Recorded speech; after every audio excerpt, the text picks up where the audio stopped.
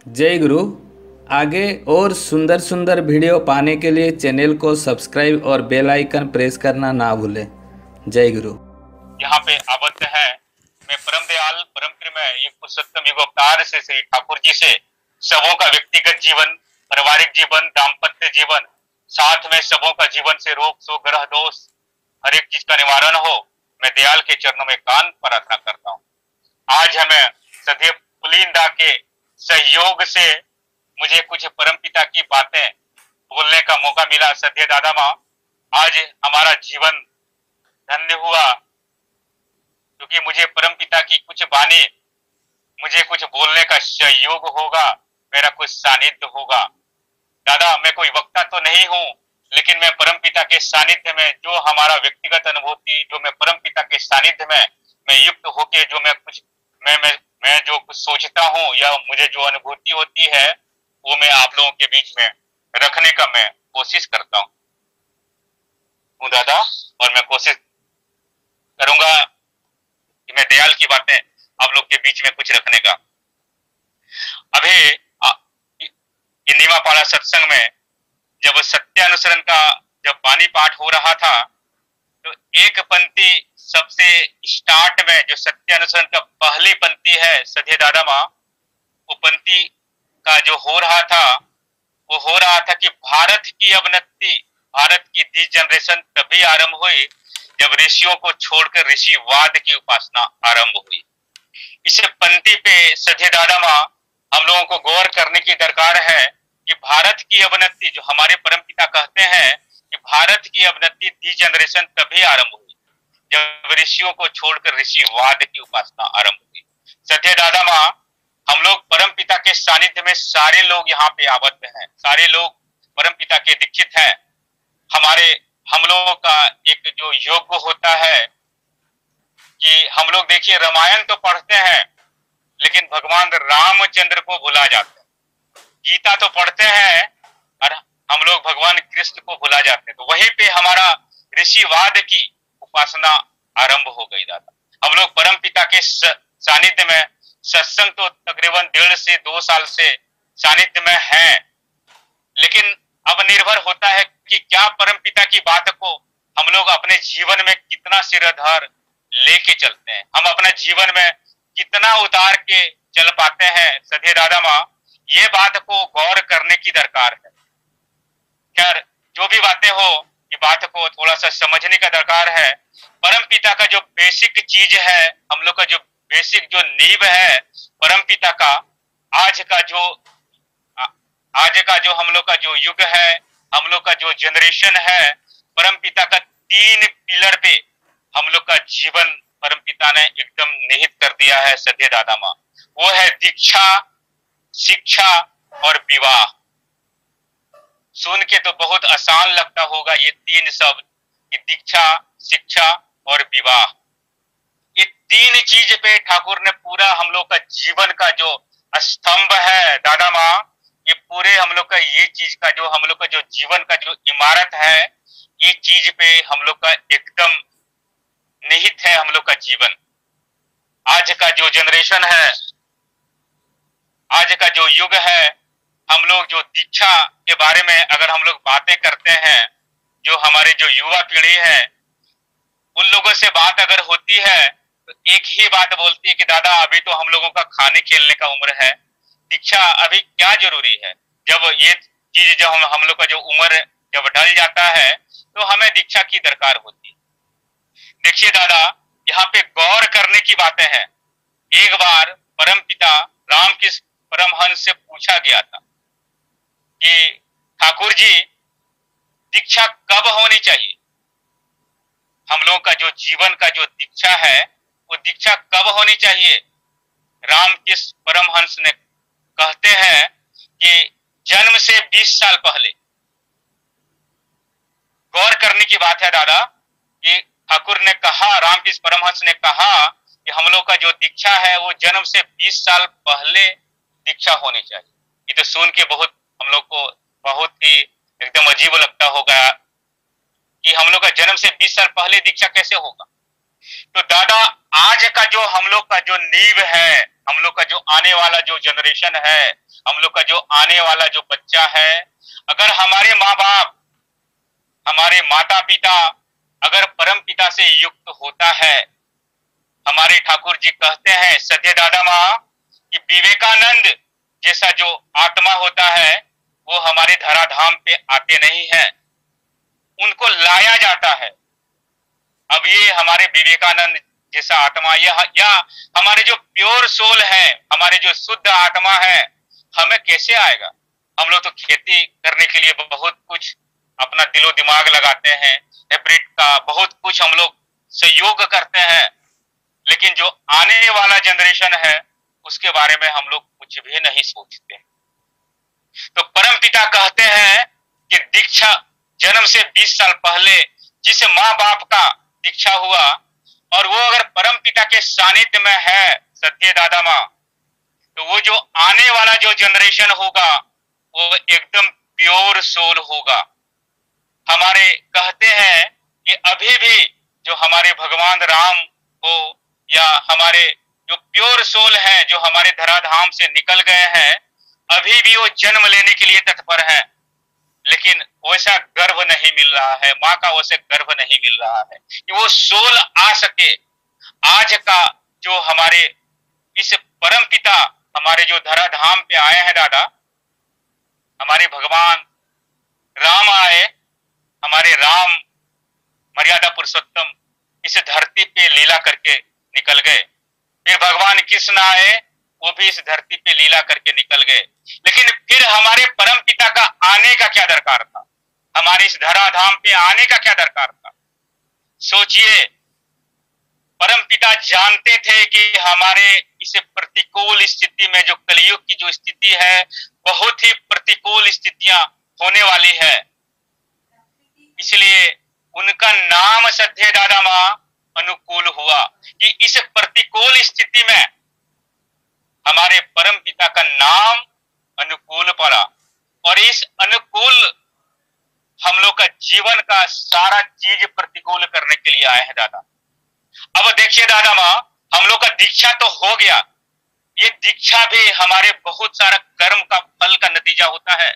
इतना आसानी से जो सारे लोग जो सोच लेते हैं कि हम लोग का दीक्षा तो हो गया, हमारे वरदा कहा करते थे ये बहुत सारा जन्म लोग लेने के बाद, बहुत सारा कर्म का फल खंडन होने के बाद इंसान को मनुष्य जाति में जन्म होती है। मनुष्य जाति में मनुष्य जन्म में जन्म होता है सत्य दादा माँ, और उससे भी ज्यादा ध्यान देने वाली बात है कि उससे भी ज्यादा परम पिता के सानिध्य में युक्त होने का हम लोग का संग लाभ होता है। अगर परम पिता से जिस दिन हम लोग युक्त हो जाते हैं, उस दिन दादा हम लोग का एक नया जन्म होता है। हम लोग का तो जन्म एक बार तो माँ का गर्भ से तो होता ही होता है, और दूसरा बार हम लोग का जब परम पिता से युक्त होते हैं सत्य दादा माँ, उस टाइम हम लोग का एक नया जन्म होता है। अब हम लोग का दीक्षा के बाद जो हम लोग का जो जीवन में जो बचने बढ़ने का जो पथ हमारे परम पिता जो प्रतिकूल स्थिति को अनुकूल करने के लिए जो आए दादा, ये क्यों आए और हमें दीक्षा लेने का क्या दरकार पड़ गया? क्योंकि भगवान राम के टाइम में तो कोई दीक्षा नहीं होता था और भगवान कृष्ण के टाइम में तो कोई दीक्षा का विधान नहीं था, लेकिन हमारे परम पिता ने दीक्षा का विधान क्यों लेके आया? क्योंकि वो जानते थे कि जो कलयुग की जो तस्दीर है, भयंकर महामारी आने वाली है, वो दीक्षा के बगैर हम लोग का जीवन का जो दादा मूल मंत्र है, वो बचने बढ़ने का जो मूल पथ है, वो नहीं हो सकता है। हमारे परम पिता जिस टाइम एक जीवंत आत्मा में विराजमान थे दादा, उस टाइम परम पिता के पास एक भक्त आते हैं और देखिए परम पिता के पास आते हैं और बड़ा ही एकदम सफल और सुयोग शब्द में उस भक्त हमारे परम पिता हमारे ठाकुर से पूछते हैं कि ठाकुर जी, अभी आप जो अपने जीवन में जो इतना दीक्षा दीक्षा दीक्षा के बारे में जो बात करते हैं, इससे क्या होगा? इससे क्या होने वाला है? क्या जो दीक्षा लेगा वो बचेगा और जो दीक्षा नहीं लेगा वो नहीं बचेगा? परम पिता ने बहुत ही भावुक स्वर में उस भक्त को कहते हैं दादा माँ कि देखो बचना या ना बचना ये तो हमारे परम पिता के हाथ में है।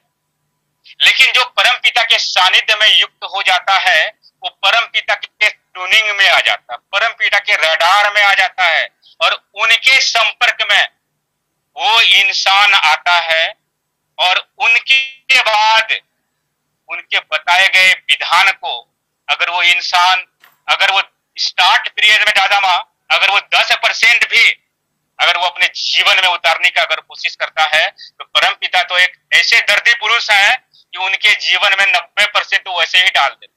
ठाकुर कहते हैं कि तुम सिर्फ दो कदम चलने का तो कोशिश करो, मैं तेरे लिए 8 कदम चलने के लिए मैं तैयार हूं।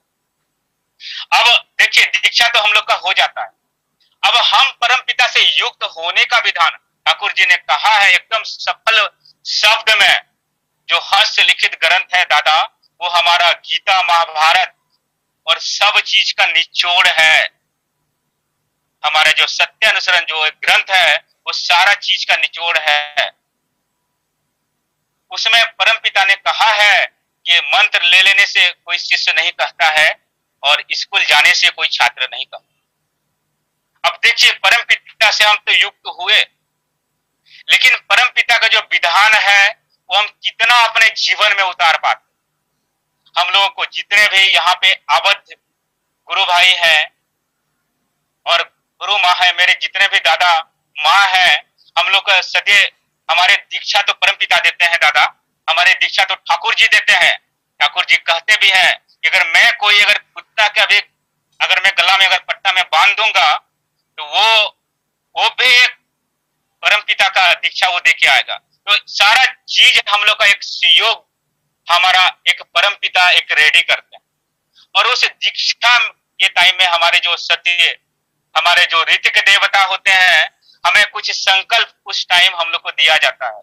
लेकिन आज के जो हमारे दादा माँ है अगर कुछ लोगों को पूछा जाए तो अगर वो संकल्प को अगर पूछा जाए कि क्या संकल्प दीक्षा के समय हुआ था तो कुछ दादा माँ को याद होती है और कुछ दादा माँ को उस संकल्प याद नहीं होती है। सत्य दादा माँ सिर्फ जीवन का छोड़ दीजिए 4 या 5 जो भी हमें संकल्प मिलता है, अगर हम जीवन का दादा माँ पहला संकल्प सिर्फ पहला संकल्प अगर हम जीवन में उतार लें, जो कि हमारे जो दादा जो हमारे सत्य सहप्रति ऋतिक हमारे जो ठाकुर जी की जो सहप्रति ऋतिक के द्वारा जो पहला संकल्प दिया जाता है और वो संकल्प में दोहराया जाता है, वो संकल्प बोला जाता है कि आज से मैं संकल्प करता हूं या मैं संकल्प करती हूं कि जीवन के परम उद्धार करता श्री ठाकुर अनुकूल चंद जी का प्रतिष्ठा करना मेरा जीवन का यज्ञ है। छोड़ दीजिए दादा 4-5 संकल्प, पहला संकल्प अगर हम अपने जीवन में उतार लेते हैं कि आज से मैं संकल्प करता हूं कि जीवन के परम उद्धार करता श्री ठाकुर अनुकूल चंद जी का प्रतिष्ठा करना मेरा जीवन, मुंह से व्यक्त करने की दरकार नहीं होगी। ठाकुर जी कहते हैं कि जिस ढंग से अनार पकते के साथ पट जाता है उसी ढंग से तुम्हारे में ठाकुरत्व की भाव आते के साथ तुमको लोग जानेंगे। सत्य दादा माँ आपको मुंह से व्यक्त करने की दरकार नहीं है, सिर्फ हमें नीतिबद्ध तरीके से विधान को लेके चलना है। और परम पिता की याजन का मतलब सिर्फ परम पिता की बातें नहीं होता है दादा माँ, परम याजन का मतलब होता है कि हमारा कर्म से हमारी बातों से हमारे योग से हमें लगना चाहिए। याजन का मतलब होता है सेवा देना। याजन की बात सिर्फ ठाकुर जी की बातें बोलना नहीं होता है। याजन का मतलब होता है कि हम अपने द्वारा हमारे द्वारा अगर दीक्षा के टाइम अगर संकल्प लिए हैं, चौथा संकल्प की आज से मैं ये भी संकल्प करता हूं कि मेरे अड़ोस पड़ोस के जितने भी बंधु बांधव है वो अगर दुख तकलीफ में है तो मेरा दायित्व होता है, क्योंकि मैंने पहला संकल्प लिया है कि मैं आज से परम पिता का मैं परम पिता का मैं हो गया। दादा माँ अगर हम उनको सिर्फ जीवंत में उतार लेते हैं तो हमें फिर परम पिता हमारे तो दर्दी पुरुष हैं दादा माँ, हमें एक एक दर्द एक एक दुख हमारे परम पिता ले लेते हैं। मुझे एक बात याद आ रही है हमारे ठाकुर जी उस टाइम जीवंत आत्मा में विराजमान थे और ठाकुर जी के पास एक भक्त आया और कहता है कि ठाकुर जी, हमारा शरीर में ऐसा कोई भी रोग नहीं, ऐसा कोई, मैं डॉक्टर के पास में गया और डॉक्टर हमें कहता है कि मेरा शरीर में ऐसा कोई भी रोग बचा हुआ नहीं है जो कि अब आपका ट्रीटमेंट हो सकता है। ऐसा कोई रोग नहीं है जो कि हम जिस रोग से ग्रसित नहीं है ठाकुर जी, मैं क्या करूं? और मुझे डॉक्टर ने एक झोला हमारा मेडिसिन लिख के दिया है और देखिए मैं आपके पास एक झोला मेडिसिन में लेके आया हूं। अब मेरा जीवन का मेरा क्या उपाय है ठाकुर, आप हमें बताइए, ताकि मैं अपना कुछ जीवन में जीना चाहता हूं। अब देखिए हमारे दर्दी पुरुष उस भक्त को क्या बोलते हैं दादा माँ, उस भक्त को बोलते हैं कि देखो तुम्हारे पास जितना भी मेडिसिन है सब सब गड्ढा में फेंक दो, तुमको कोई भी मेडिसिन खाने की दरकार नहीं है, तुम सिर्फ परम पिता की बात करो, परम पिता के बारे में सोचो बोलो और परम पिता की तुम काम करो, तुम्हारा जीवन की उन्नति ही उन्नति होगी। वो भक्त फिर दूसरा क्वेश्चन करता है कि ठाकुर जी मैं घर से विच्छेद हूं, मैं किससे आपकी बात करूंगा? ठाकुर जी कहते हैं कि तुम अपने आप से करो, तुम अपने पत्नी से करो, अगर पत्नी भी नहीं सुनती है तुम अपने घर से करो, दीवार से करो, अगर तुमको वो भी नहीं मिलता है तुम एक लाठी लेके निकल जाओ रोड पे और तुम उस लाठी को रोड पे पटक पटक के तुम परमपिता की बात बोलो। देखो तुम्हारा जीवन की जो उन्नति का जो विकास होगा, जो महामानव बनने का जो पथ है वो कोई नहीं रोक सकता है। और सिर्फ वैसा ही हुआ दादा माँ, वैसा ही हुआ कि अगर हम परम पिता के योग होते हैं, जिनके जीवन में अगर परम आदर्श है तो उनके जीवन में कौन सा ऐसा कोई ग्रह गोचर नहीं है, चाहे आपके जीवन में चाहे शनि हो, राहु हो, केतु, कोई भी हो, जिनके जीवन में गुरु आदर्श है आपके जीवन में कोई कुछ नहीं बाल बाका कर सकते हैं दादा माँ। सिर्फ हमें जीवन में परम पिता को उतारने की दरकार है, जिस ढंग से हम उतार लेते हैं। अब देखिए भगवान राम के टाइम में जो हमारे त्रेता युग में जो भगवान का जो आगमन हुआ था, मर्यादा पुरुषोत्तम का जो आगमन हुआ था, हमारे वीर बजरंगबली उस काल में सबसे शक्तिशाली योद्धा थे, लेकिन संयोग से बचपन में वो इतना नटखट थे दादा माँ कि उनको कोई मुनि ने श्राप दे दिया था कि तुम पूरी शक्ति को भुला जाओगे, पूरी शक्ति तुम्हारी निहित हो जाएगी। लेकिन वो जब पुरुषोत्तम का काम करने के लिए जब निकले थे, उन्होंने पूरे उनके जो वानर दल का जो सेना था उनको उनके शक्ति को याद कराया और उनके शक्ति फिर से वापस आ गई। तो हम तो परम पिता के कलियुग रूपी जो परम पिता का जो अवतार हुआ है सत्य दादा माँ, उनका जब हम लोग सानिध्य हुआ है तो फिर हमें डरने की क्या बात, सिर्फ हमें उनकी बात को अपने जीवन में उतारने की आपका दरकार है। पुण्य पोथी में ठाकुर जी अंतिम भाववाणी में कह रहे थे कि देखो इस सृष्टि कुछ भी नहीं था, पूरा दुनिया अंधकारमय था, मेरी इच्छा हुई सृष्टि करने की और इस दुनिया में सृष्टि का उदय भी हुआ। मैं ही हूं वो, मैं ही हूं वो और मैं ही हूं वो, मैं वर्तमान भूत भविष्य मैं सब कुछ हूं। फिर हमें डरने की क्या दरकार है दादा? हमारे परम पिता ने कहा है कि हमारे डर से सूर्य भी अग्नि ताप देता है और सूर्य भी अलौकिक ताप देता है और हमारे शरणागत में आए भक्त की रक्षा मेरा सुदर्शन चक्र करता है। तो फिर अगर हमारा जीवंत में अगर परम पिता है दादा माँ, तो फिर हमें डरने की क्या बात है? अभी हाल में हमारे जो ठाकुर के वंशधर, ठाकुर कहते हैं कि इष्ट गुरु पुरुषोत्तम प्रतीत गुरु वंशधर, रेत शरीर में रहकर वो जीवंत निरंतर, हमारे जो परम पिता थे, हमारे जो ठाकुर जी थे, वही जीवंत आत्मा में हमारे परम पूज्य पाद श्री श्री बड़दा थे, और वही हमारे आचार्य देव, हमारे जो अभी वर्तमान आचार्य देव है, और वही हमारे पूजनीय बाबाईदा है दादा माँ।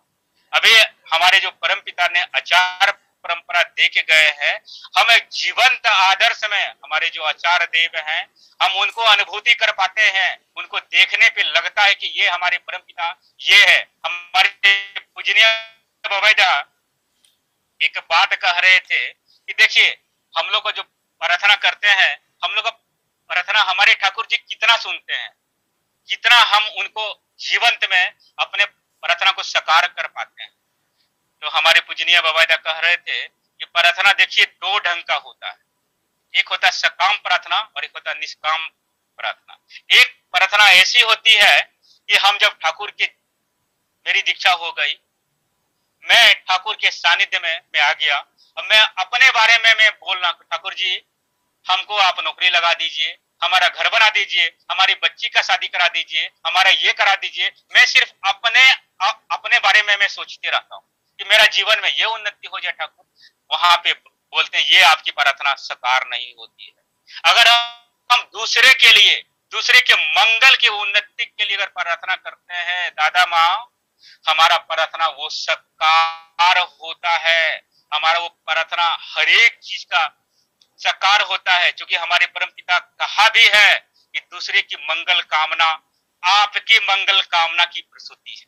अगर हम दूसरे की मंगल करते हैं और हमारा अगर दूसरे की मंगल कामना में हमारी उन्नति छिपी हुई है, हम जितना दूसरे का मंगल करेंगे, हमारा मेरा मंगल उतना नहीं था दादा माँ। ये गौर करने की बात है। परम पिता कहते हैं कि तुम भी छोटा ठाकुर बन सकते हो, सिर्फ ठाकुर को अपने जीवंत में सिरधार करने की दरकार है। दादा माँ, हम लोग बचपन में एक खेल खेला करते थे, एक छोटा सा चुंबक लेते थे और उस चुंबक में पीन को, जो एक शब्द पीन होता था, उसमें सटा के रखते थे।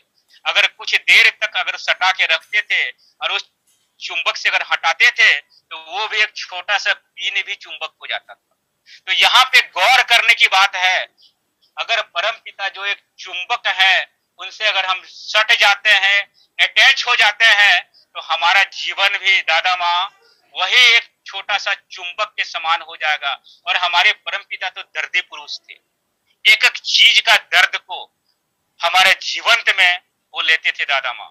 सारी बातें ठाकुर जी अंत में ये भी बोल दिए हैं दादा माँ कि मेरी सारी बातें अगर सिर्फ चिंतन या खुराक मात्र को लेते हो, इसको अगर वास्तव कर्म या आचरण में नहीं उतार पाते हो, तो ये मेरी सारी बातें तमछागत रह जाएगी। तमछागत ठाकुर जी इन्हें विश्लेषण किया कि जैसे कोई झाड़ी का कांटा होता है दादा माँ, वो सारी बातें मेरी तमछागत रह जाएगी। मेरा दादा माँ, मेरा आज बहुत बड़ा सहयोग मिला कि आप लोग के सानिध्य में नीमापाड़ा सत्संग, उड़ीसा सत्संग में मुझे बोलने का मुझे अवसर सदैव पुलिंदा ने मुझे सौभाग्य दिया। मैं सभी दादा माँ को एक बार फिर से सत्संग में आबद्ध जितने भी हुए हैं या सत्संग में आबद्ध जो नहीं भी हुए हैं, मैं सबों का जीवन की उन्नति के लिए मैं परम पिता का ये चरणों में एकांत प्रार्थना करता हूँ दादा, और सबों का जीवन से रोग शोक ग्रह दोष का निवारण हो।